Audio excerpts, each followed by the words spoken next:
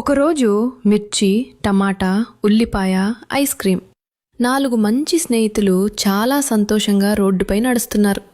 నవ్వుకుంటూ మాట్లాడుకుంటూ ఆటలు చేసుకుంటూ ముందుకు వెళ్తున్నారు. అంతలో ఎండెక్కువైంది.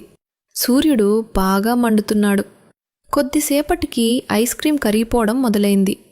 మెల్లగా మెల్లగా కరిగిపోయి ఐస్ క్రీం చనిపోయింది. అది చూసి ముగ్గురు గట్టిగా ఏడ్చారు. మన స్నేహితుడిక లేడు అని బాధపడ్డారు. ఏడుస్తూ అలా ముందుకు వెళ్తుండగా రోడ్డు పక్కన ఒకరన్నారు, ఈ మిర్చి చాలా బావుంది కదా. అంతే, మిర్చిని తీసుకొని బజ్జీ వేసేశారు.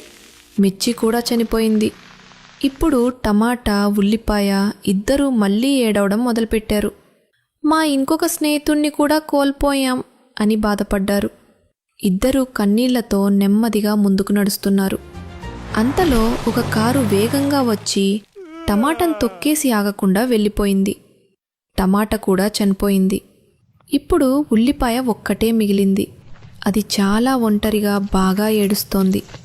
అప్పుడే దేవుడు అక్కడికి వచ్చి అడిగాడు, ఉల్లిపాయ, ఎందుకింతగా ఏడుస్తున్నావు?